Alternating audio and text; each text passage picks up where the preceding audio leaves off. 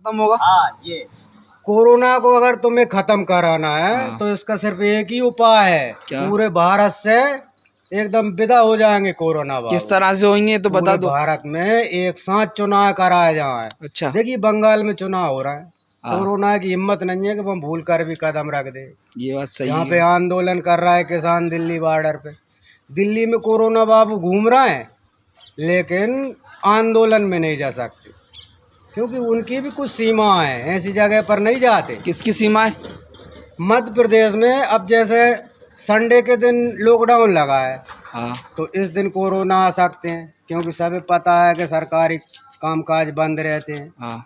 बाकी 6 दिन नहीं आ सकते, रात में आ सकते हैं, दिन में परमिशन नहीं दी क्योंकि जहाँ पे बीजेपी की सरकार है और जहाँ पे कांग्रेस की सरकार है वहाँ पे कोरोना के लिए अलग रूल बनाए गए हैं। तो कोरोना भी सरकारों के रूलों को फॉलो करता है। अच्छा। इसे पूरी तरह गायब करना है तो पूरे भारत में एक साथ चुनाव करवा दिए जाए। तुम्हें किसी वैक्सीन की ज़रूरत नहीं है, कोई खर्चा करने की ज़रूरत नहीं है। मतलब अगर एक साथ चुनाव करा देंगे तो कोरोना चले जाएगा ना? बिल्कुल भारत से गोल हो जाएगा। चुनाव में जाता ही नहीं है भूल के। बंगाल में देख लीजिए आप, जहाँ जहाँ चुनाव है वहाँ देख लीजिए। बिहार में चुनाव हुए, वहाँ गया कोरोना? नहीं गया ना। तो ये चुनाव होते हैं उन रैलियों से डरता है, हमें मालूम पड़ गया। इसकी यही नब्ज है जो हमने पकड़ ली, आंदोलनों से बहुत डरता है कोरोना। अच्छा। हाँ चलिए ठीक है। तो इस शख्स की बात आपने सुनी जिसका साफ तौर पे कहना है कि जिन राज्यों में चुनाव है वो राज्य कोरोना फ्री हैं। बात मध्य प्रदेश की करें तो अगर कोरोना से मुक्ति चाहिए तो आप दमोह आ जाइए क्योंकि दमोह कोरोना फ्री है। ये मैं नहीं बल्कि सरकार और दमोह जिला प्रशासन कह रहा है क्योंकि वहां पे लॉकडाउन नहीं लगाया गया है। पूरे प्रदेश में कोरोना बेकाबू होता जा रहा है, लिहाजा शिवराज सरकार ने पूरे प्रदेश में लॉकडाउन लगा दिया है।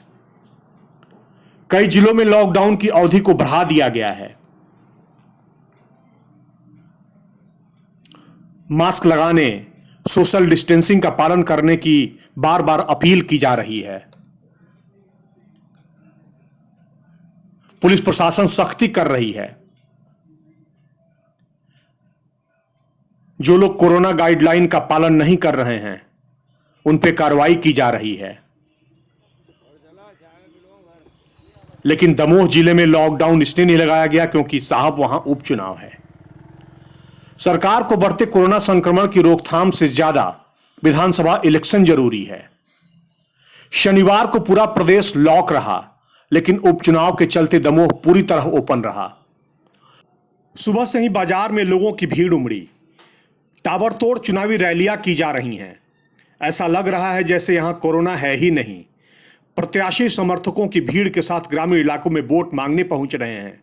इन गतिविधियों के बीच कोरोना गाइडलाइन का कतई ध्यान नहीं दिया जा रहा। दमोह में यह स्थिति तब है जब पिछले 9 दिनों से कोरोना से 7 लोगों की मौत हो चुकी है। 9 दिनों में 235 कोरोना के नए संक्रमित सामने आए हैं। शुक्रवार को इस साल के सबसे ज्यादा 33 कोरोना संक्रमित मिले। बावजूद इसके दमोह में कोरोना की रोकथाम के लिए न तो प्रशासन आगे आ रहा है और न ही जिम्मेदार जनप्रतिनिधि। दमोह के हालात यदि ऐसे ही रहे तो 17 अप्रैल को मतदान के बाद स्थितियां बिगड़ सकती हैं। ये मैं नहीं बल्कि कोरोना के आंकड़े बता रहे हैं। लेकिन कोरोना संक्रमण के बीच सियासी दलों की रैलियां ताबड़तोड़ जारी हैं। चुनावी गतिविधियों के बीच लोग न तो मास्क लगा रहे हैं और न ही सोशल डिस्टेंसिंग का पालन कर रहे हैं। इससे संक्रमण का खतरा लगातार बना हुआ है। चुनाव के चलते दमोह में बड़ी संख्या में बाहरी लोगों की आवाजाही हो रही है। शहर के लगभग सभी होटल और निजी मकान बाहरी लोगों से फुल हैं। इतना ही नहीं, जिन जिलों में कोरोना का संक्रमण ज्यादा है वहां के लोग भी दमोह पहुंच रहे हैं। बावजूद इसके दमोह में बाहरी लोगों की कोरोना जांच नहीं हो रही है, न ही प्रशासन कोई सख्ती दिखा रहा है। बेधड़क आवागमन जारी है और इसी बीच संक्रमण भी जारी है। हालात देखें तो कह सकते हैं कि प्रशासन ने कोरोना संक्रमण की रोकथाम की जिम्मेदारी आम जनता पर ही सौंप दी है, क्योंकि दमोह में प्रशासन कोरोना गाइडलाइन का पालन कराने को लेकर कदम नहीं उठा रहा है। ऐसी स्थिति कमोबेश किसी एक दल की नहीं है, बल्कि सभी सियासी पार्टियों की है। हर सियासी पार्टी दमोह के दंगल के लिए जी तोड़ मेहनत कर रही है, लेकिन उसमें अगर कोई एक कमी है तो वो है कि कोरोना गाइडलाइन का पालन नहीं किया जा रहा है। सरेआम कोरोना प्रोटोकॉल की धज्जियां उड़ाई जा रही हैं, क्योंकि दमोह कोरोना फ्री है दोस्त।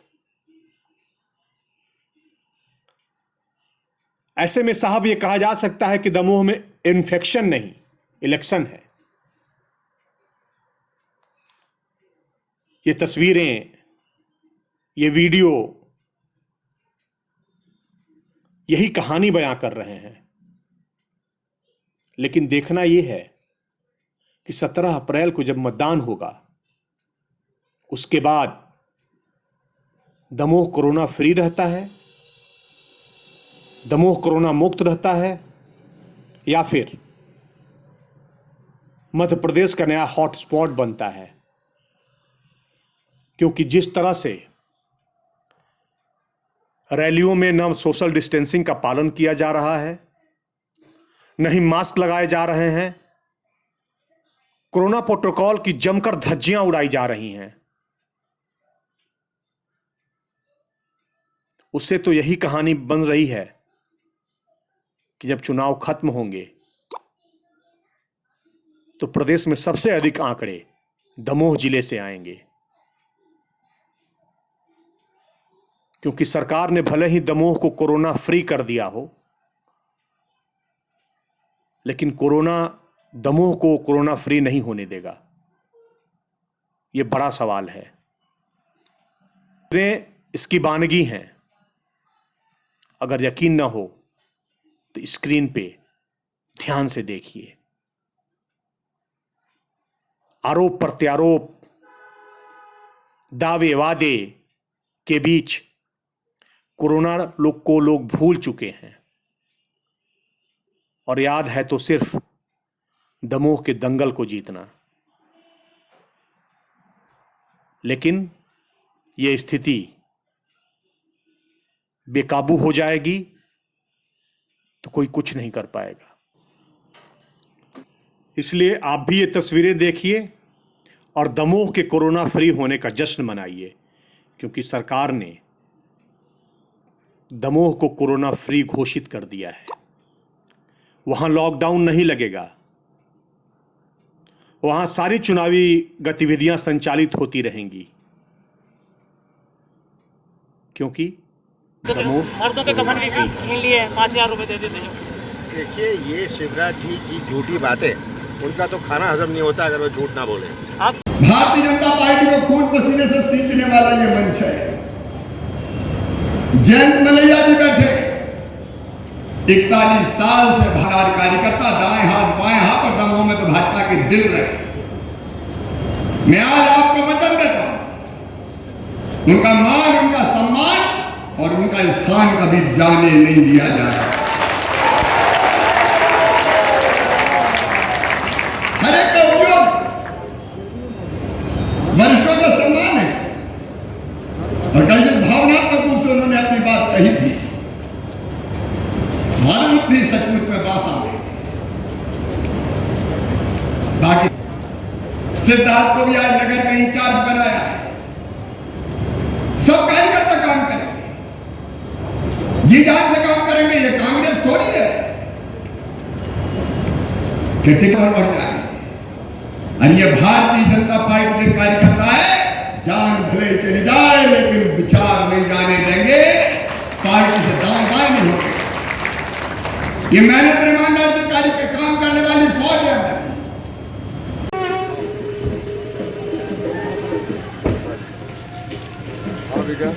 ये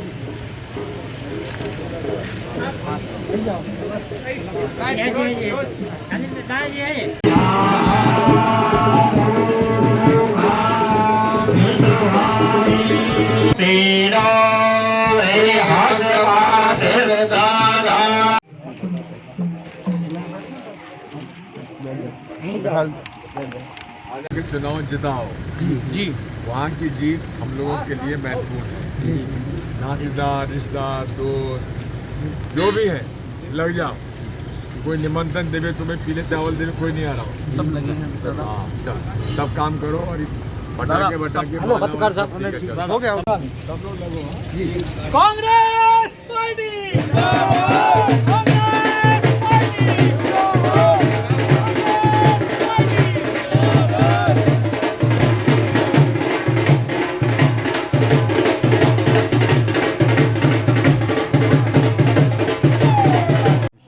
दमोह में उपचुनाव है, आपको स्टार प्रचारक की भूमिका दी है, क्या मानते चलते हैं कांग्रेस की क्या स्थिति है इस समय? अब देखिए हम लोग तो हर चुनाव हर पार्टी जीतने के लिए लड़ती है, हम भी जीतने के लिए लड़ रहे हैं। जैसे कि मध्य प्रदेश में पूरे मध्य प्रदेश में लागू जिस प्रकार से राहुल लोधी ने जनमत को बेचा है वो जनता के बीच में अब है और आप देख रहे हैं किस प्रकार के हालात हो रहे हैं। महंगाई बढ़ती जा रही है, पेट्रोल डीजल के भाव बढ़ते जा रहे हैं, बिजली के भाव बढ़ते जा रहे हैं और अब कोरोना रोग ऐसा आ गया हुआ में ऑक्सीजन मिल नहीं रहा, इंजेक्शन मिल नहीं रहा, हाहाकार मची भई है भोपाल में, इंदौर में, सब जगह। जैसे आज शिवराज सिंह चौहान जी ने एक उद्बोधन में बोला है कि सारे कांग्रेसियों को एकजुट होकर बीजेपी में शामिल किया जाए, उसको क्या कहना है? एक मंच से आज कार्यक्रम में क्या कहा कांग्रेसियों को तो बूथ सम्मेलन में कार्यकर्ताओं को संबोधित कर रहे थे शिवराज जी चौहान, उसमें कार्यकर्ताओं से बोला गया है कि जैसे बने कांग्रेस वालों को बीजेपी में कन्वर्ट करो, क्या कहेंगे आप? भाजपा कहाँ जाएगी? दमोह का दंगल अपने पूरे स्वभाव पर है, बीजेपी के नेता आरोप लगा रहे हैं कि कांग्रेस का शीर्ष नेतृत्व जो है दमोह से गायब है, क्या कहेंगे आप? देखिए ये चुनाव जनता का चुनाव है और जिस तरह से जनता को राहुल लोधी ने विश्वासघात करा है, जो युवा उसके साथ खड़े थे उनको पूरा धोखा देकर वो चला गया है। और मैं आपको बता दूं ये चुनाव पूरी ताकत से दमोह का युवा लड़ रहा है और जो विश्वासघात उनके साथ हुआ है वो सिर्फ खुद के लिए बदला नहीं लेंगे और जनता को परिवर्तन चाहिए, वो परिवर्तन होगा। राहुल लोधी इस बार नहीं जीतेंगे और अजय टंडन जी इस बार जीतकर पूरी ताकत से वापस इस चुनाव में कांग्रेस का परचम लहराएंगे, क्योंकि इससे पहले भी कांग्रेस को दमोह की जनता ने जिताया। जैसे कि पूरी मध्य प्रदेश की भाजपा सरकार के मंत्री विधायक जो है दमोह में डेरा डाले हुए, लेकिन कांग्रेस का जो है कोई भी स्टार प्रचारक दमोह में डेरा नहीं डाले हुए, यहाँ से में कहाँ तक चुनाव दे पाएंगे? लेकिन एक चीज़ मैं बता दूं, चुनाव स्टार प्रचारक नहीं जिताता है। मैं भी इस दमोह के चुनाव में स्टार प्रचारक हूँ, पर अगर मैं ये बोल दूँ कि मैं चुनाव जीता दूँगा, ऐसा नहीं है। जीत तो होगी, जनता जिताएगी, वहाँ का युवा जिताएगा। हम काफ़ी लंबे समय से पिछली 20 तारीख से वहाँ डेरा जमाए हुए हैं, लोगों में ऊर्जा भर रहे हैं, युवाओं में ऊर्जा भर रहे हैं और समय समय पर जो भी हमारे बड़े शीर्ष नेतृत्व है वो आकर सारे बड़े कार्यकर्ताओं में ऊर्जा का संचार कर वहाँ से लोगों को नई दिशा देकर वहाँ पर आना का काम कर रहे हैं। जैसे कि पूरे मध्य प्रदेश में लॉकडाउन लग रहा है और ये दमोह जिले में दमोह को गाइडलाइन में बाहर रखा गया, क्या कहेंगे आप? क्या कहाँ तक उचित मानते हैं? सीधी बात है कि जिस तरह से बीजेपी के लिए चुनाव ही सब कुछ बन गया है, आज पूरे प्रदेश में ना मेडिसिन है, ना बेड है, ना रेमडेसिविर मिल रही है, ना ऑक्सीजन की सप्लाई मिल रही है, बेड पूरी तरह से ख़त्म हो गए।